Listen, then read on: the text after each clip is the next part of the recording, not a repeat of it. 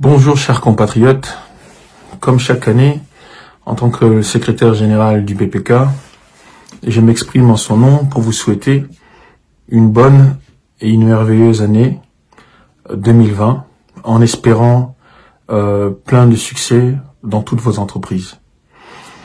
C'est aussi l'occasion pour moi d'échanger avec vous sur la situation politique, sur la situation de notre pays, la République démocratique du Congo. Et en ça, j'aimerais d'abord donner de mes nouvelles parce que j'ai eu énormément des compatriotes qui m'ont téléphoné, qui m'ont écrit, qui m'ont sollicité en me disant oui, Rex, tu as quitté le combat depuis les élections, on n'a plus de tes nouvelles, etc., etc. Sachez simplement que depuis 2011, nous avons posé une action, l'attaque que nous avons organisée contre l'ambassade de la RDC après une réunion avec tous les combattants de France, m'a valu une condamnation en 2015, d'abord une arrestation en 2011 de 3 ou 4 mois, après une libération. Après la libération, je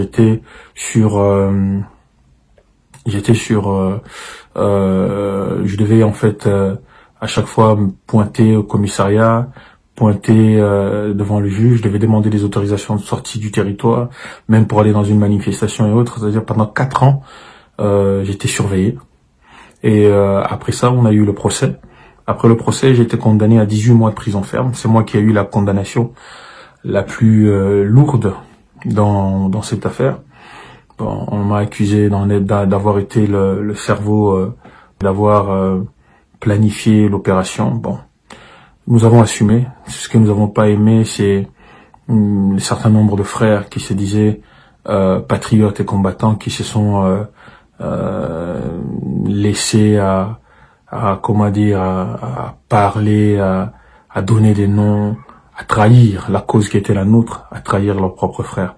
Mais bon, pour l'essentiel, nous avons quand même eu des patriotes qui ont fait leur peine, qui ont été condamnés en même temps que moi, que j'aimerais aujourd'hui saluer. J'aimerais saluer Gaylor Mongali, mon jeune frère, qui a été condamné au même titre que moi. J'aimerais saluer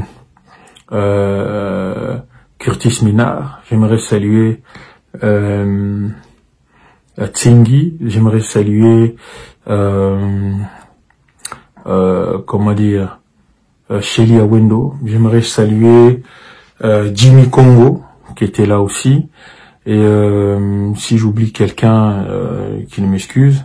En tout cas, toutes les personnes qui ont participé, qui ont été là, même l'autre Gilles Bombopia, et qui est au Dombo, qui après sa première arrestation a fait caca dans ses culottes et a donné les noms de tout le monde.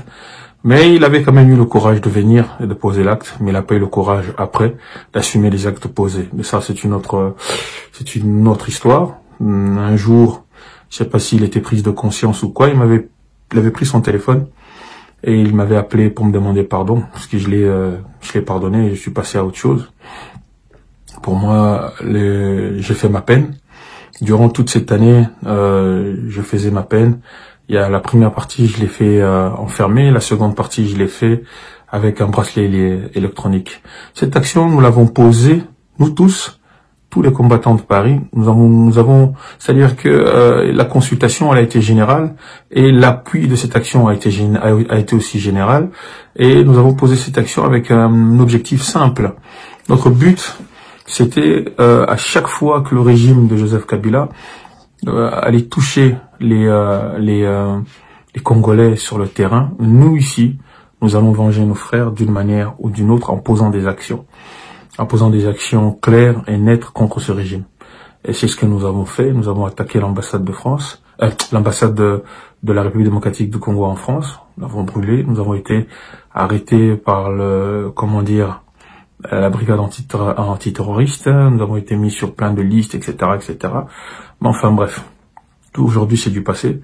Ma peine s'est arrêtée le 25 décembre 2019.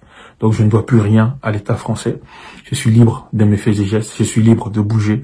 Je suis libre de voyager. Et je remercie vraiment, vraiment sincèrement toutes les personnes qui m'ont soutenu pendant ces 8 années des justices. Et je rappelle simplement à certaines personnes qui ne le savent pas, c'est ma première arrestation, c'est ma première condamnation et la première fois que je me retrouve en prison, en tout cas. Donc avant ça, je n'avais jamais fait de la prison. Donc la première fois que j'ai fait de la prison, c'est pour le Congo, c'est pour la RDC. Et j'étais condamné à 18 mois ferme. Une partie en prison et une partie, ça a été fait sous bracelet électronique. Donc c'était extrêmement contraignant et c'était difficile à vivre, surtout par rapport à mon travail, etc., etc. Donc tout ça est derrière moi, tout ça est derrière nous. Chacun d'entre nous a fait sa peine à sa manière. Et aujourd'hui, nous espérons avancer parce que le combat n'est pas fini.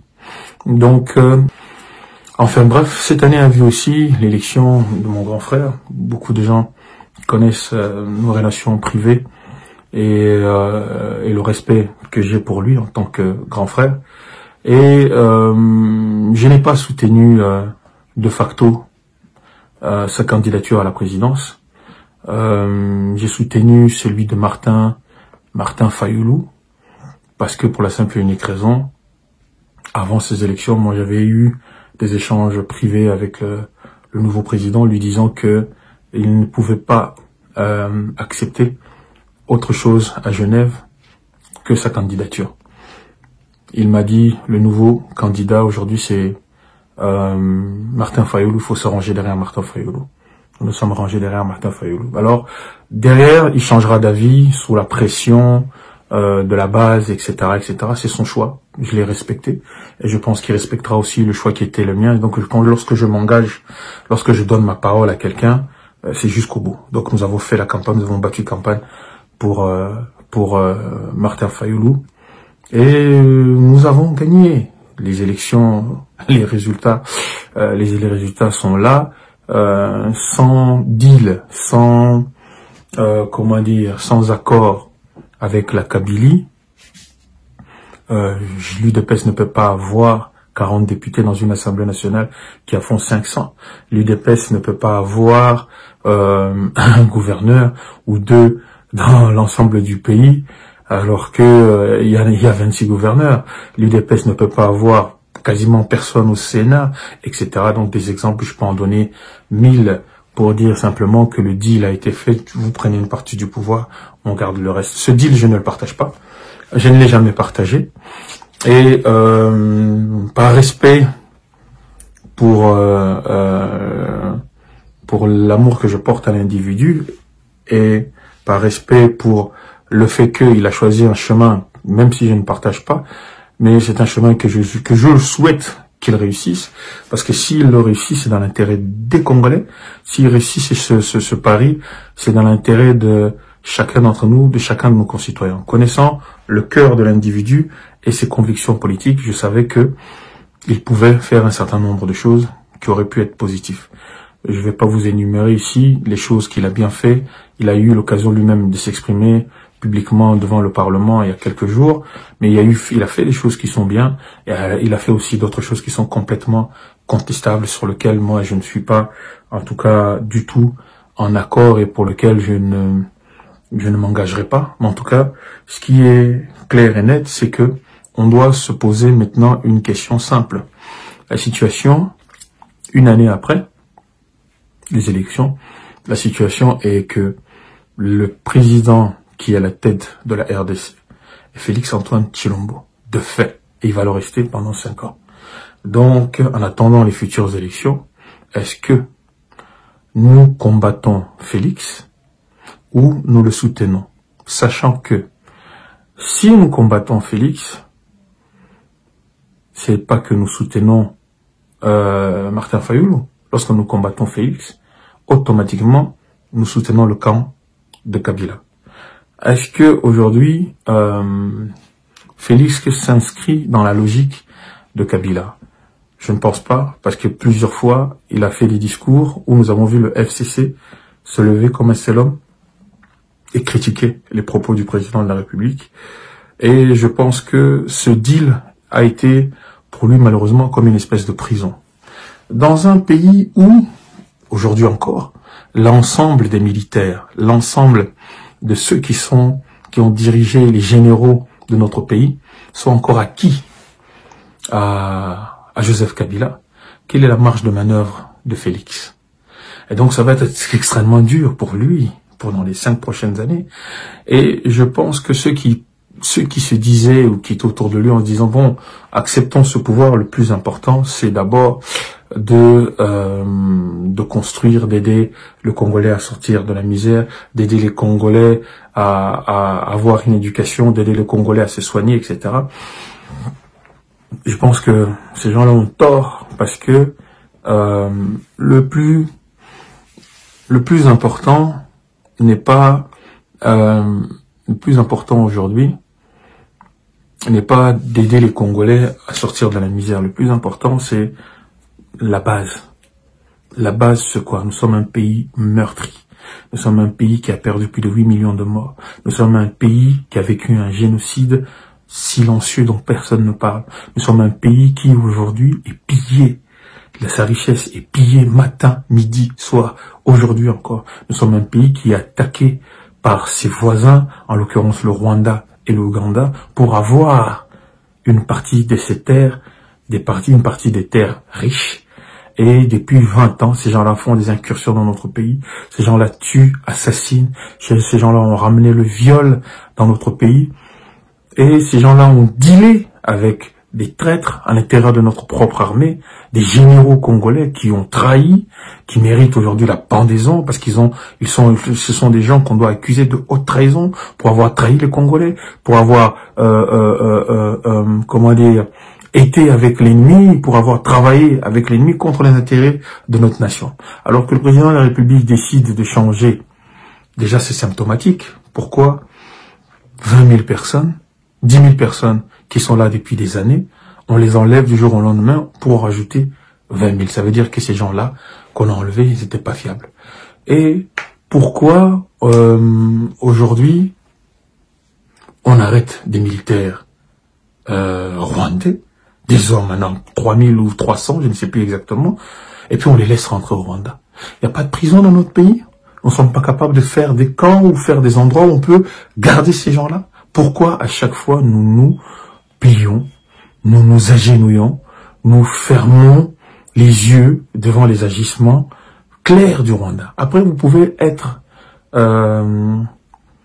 après vous pouvez être contre les propos n'est pas aimer Mozito. C'est un choix. Moi aussi, j'ai pas une amitié ou une sympathie quelconque pour ceux qui ont été dans l'ancienne mangeoire et qui se sont empiffrés sans jamais rien faire de concret pour le pays. Mais ce n'est pas parce que je n'aime pas une personne que cette personne, si elle dit que le ciel est bleu, je veux dire que le ciel est rouge. Bon, Mozito dit clairement, oui, le problème vient du Rwanda. Un jour ou l'autre, nous devons ramener ce problème au Rwanda. Et bien, effectivement, nous devons ramener ce problème au Rwanda. Et tout d'un coup, nous avons toute la classe politique congolaise qui se réveille, offusquée. Voilà. Non, comment vous pouvez... D'abord, les deux leaders de la Mouka, Jean-Pierre Mbemba et Moïse Katumbi. Non, nous nous désolidarisons. Vous vous désolidarisez sur quelle base? Vous avez peur de quoi?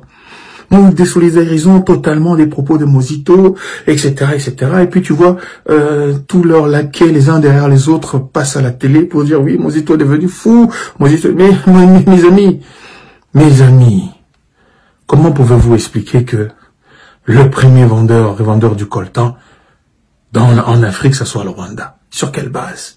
Il n'y a pas 1 gramme de coltan. Tous les groupes qu'on dit ADF, machin, nanani, nanana, sont inexistants. On parle des islamistes. Depuis quand vous avez vu des islamistes qui tuent, qui assassinent, qui ne revendiquent rien? Ils ne demandent rien. Et tuent même les musulmans.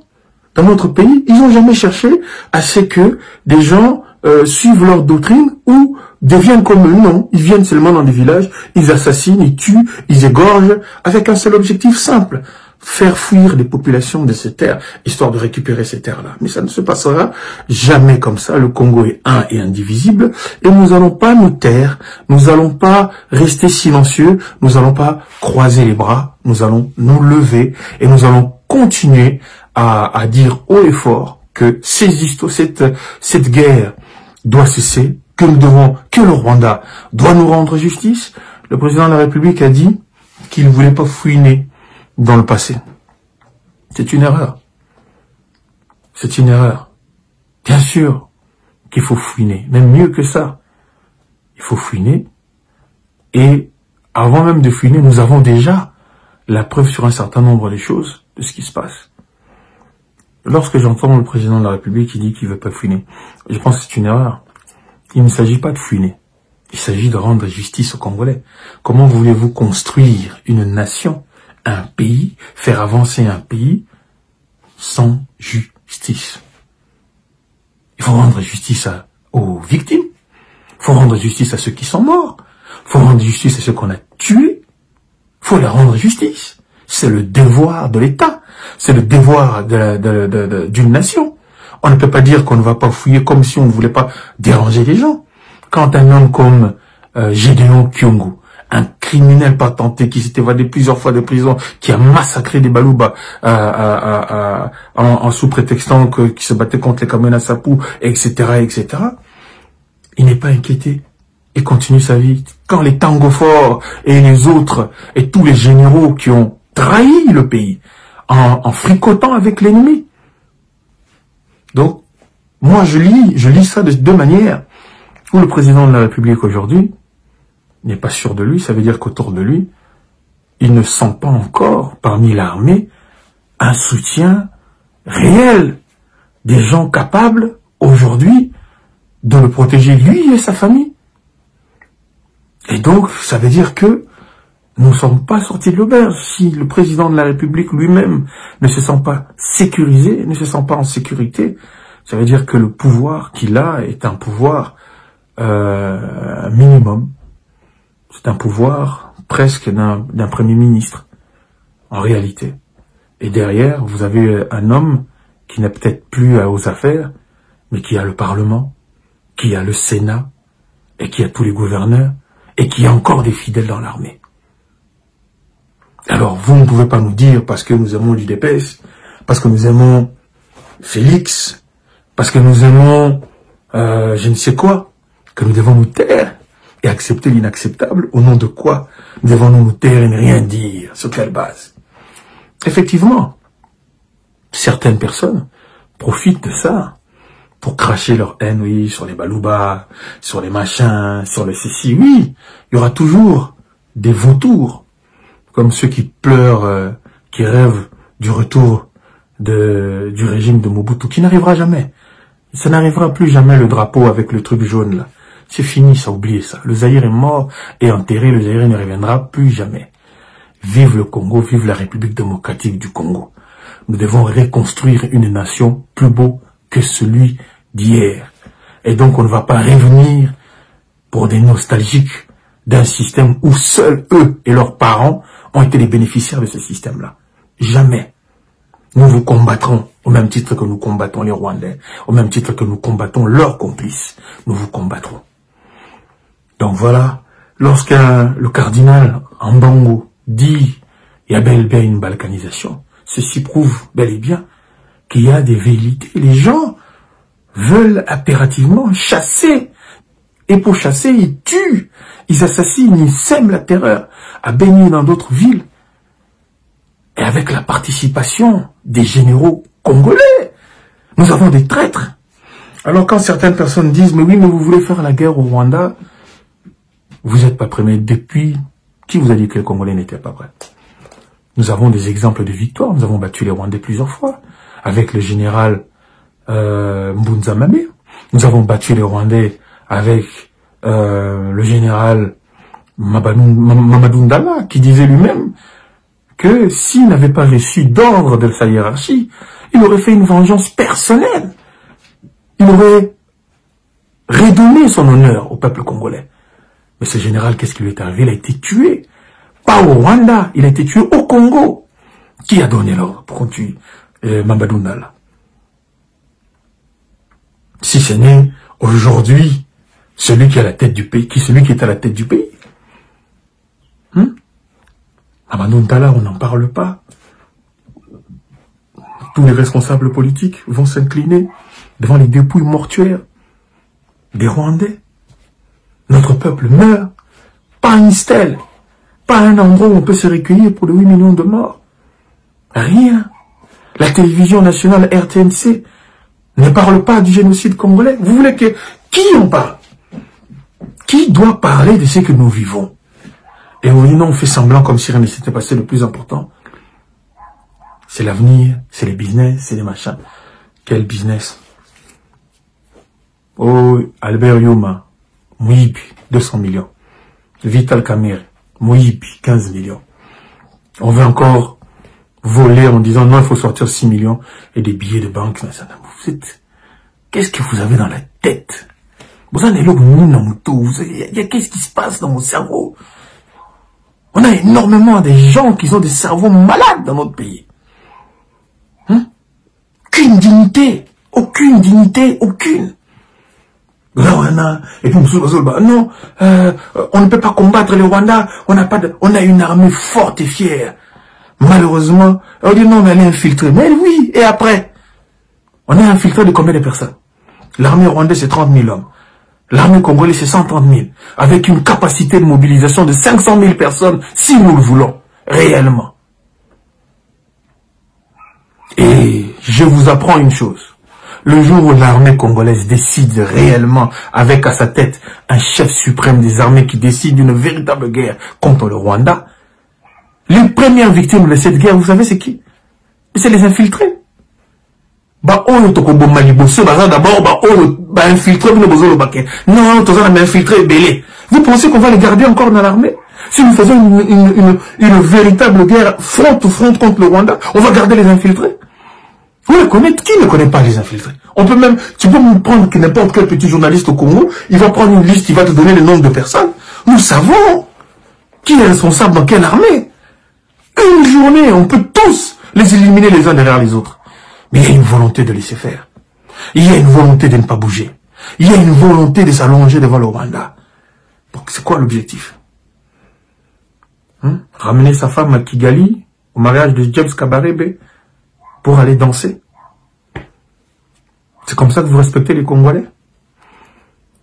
Allez vous promener dans des sommets et caresser Kagame dans les mains. Je suis contre ça.